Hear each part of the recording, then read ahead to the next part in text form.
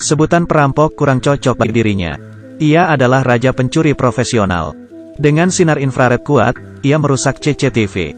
Lalu memanggil 3 tukang cat masuk ke bank. Mereka memakai masker dan mengunci pintu masuk. Saat pegawai bank mau menegurnya, ia langsung ditodong dengan senapan. Teriakan perampok bergema di seluruh ruangan. Semuanya tiarap, cepat.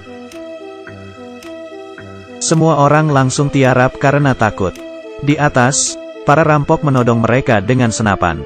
Salah satu rampok menegaskan, mereka hanya ingin uang. Yang memberontak akan ditembak. Sementara itu, seorang polisi FBL di luar tahu bank itu bermasalah. Ia menghubungi polisi. Kemudian ia ditodong dengan pistol. Si rampok berkata, jika polisi masuk ke sana, mereka akan membunuh Sandra. Si rampok bilang itu semua demi kebaikan bersama. Kepolisian FBL bersenjata segera mengepung bank itu.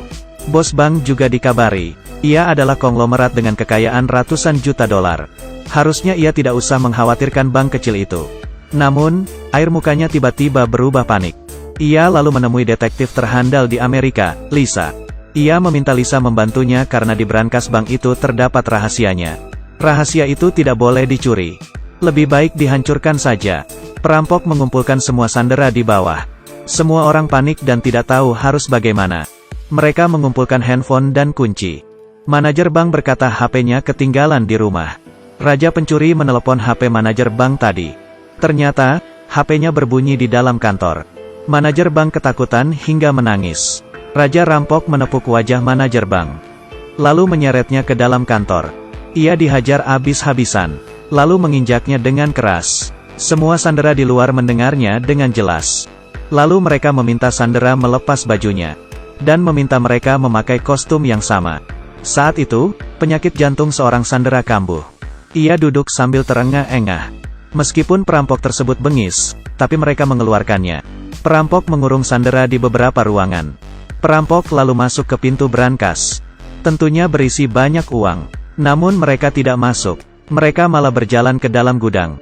Raja rampok tempat ini sempurna. Temannya memindahkan rak, lalu membuat lubang di lantai. Di luar, FBL mencoba menghubungi perampok. Raja rampok terlihat tidak ingin mengangkat telepon. Tak lama, perampok mengeluarkan seorang sandera lagi. Di lehernya, tergantung sebuah kotak besar. Karena ia memakai kostum, polisi tidak tahu ia sandera atau bukan. FBL mendorongnya ke tanah dan mengambil kotak itu. Isinya berupa permintaan 1 pesawat dan 2 bus dengan bensin penuh. Sebelum jam 9, kalau tidak, sandera akan dibunuh. FBL tidak mungkin memenuhi permintaan macam ini. Saat itu, bos bank sampai di TKP. Ia berkata dapat memenuhi permintaan perampok. Polisi menatapnya dengan heran. Karena perilaku bos bank terlalu gugup.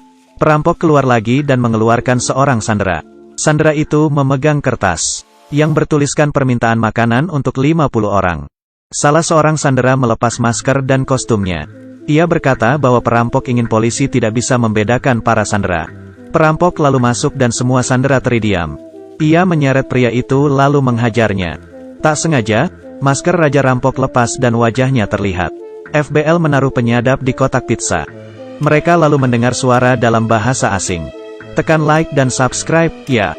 Mereka tidak paham bahasa ini dan memanggil penerjemah. Rekaman kembali diputar. Jangan lupa komen, ya. Penerjemah wanita itu tertawa terbahak-bahak. Ini suara mantan Presiden Albania.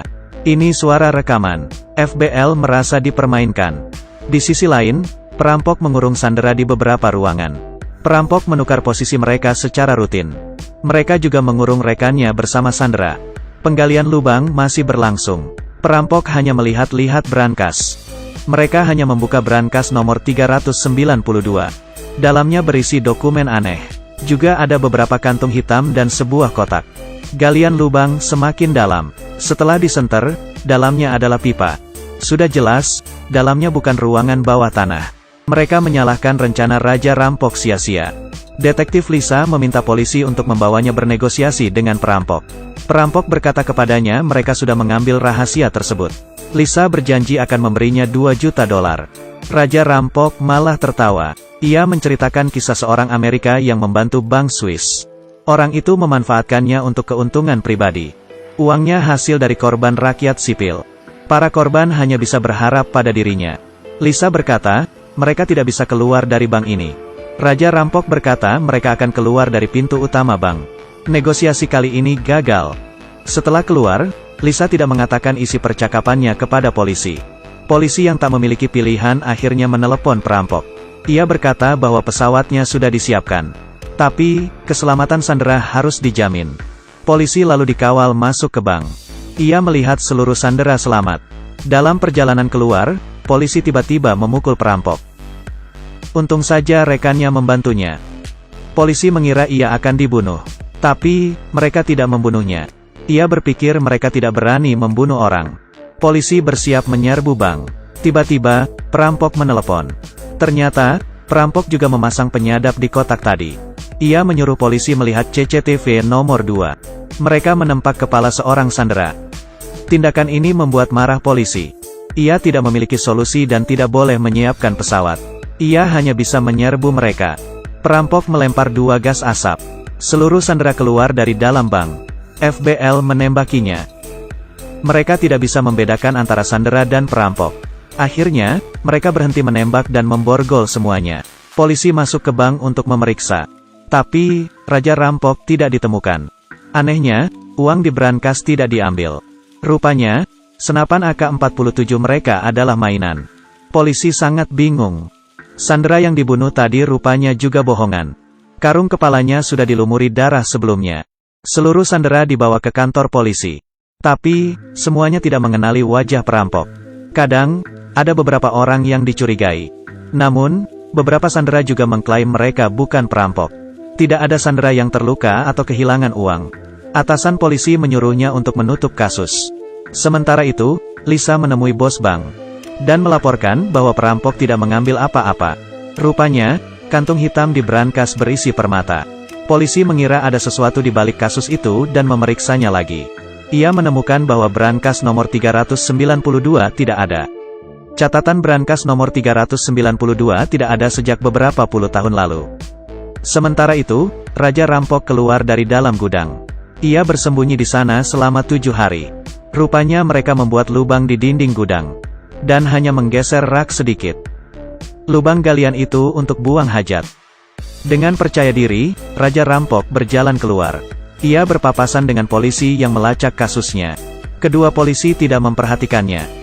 Raja rampok naik ke mobil. Di mobil rupanya ada 5 orang. Rupanya 2 di antara mereka berpura-pura menjadi sandera. Rencana ini sangat sempurna. Di brankas, polisi memeriksa brankas nomor 392. Mereka menemukan sebuah cincin berlian besar. Dan juga sebuah catatan. Kertas itu bertuliskan, ikuti cincinnya. Polisi menemui bos bank lagi. Bos bank memintanya untuk menyudahinya saja. Karena ia masih memiliki pemimpin. Polisi memakai cincin tersebut di jari tengah. Dan ngotot untuk tetap mencari kebenaran. Sesampainya di rumah, ia sangat gembira karena sertifikat detektifnya sudah turun. Saat memasukkan tangan ke kantung jasnya, ia menemukan sebutir permata. Ia baru sadar, tadi siang yang menabraknya di bank adalah raja rampok. Raja rampok menghadiahinya sebutir permata karena memecahkan kasus bos bank. Polisi itu tertawa senang. Dan akan memberikan permata itu pada istrinya. Film selesai. Sampai jumpa, jangan lupa subscribe.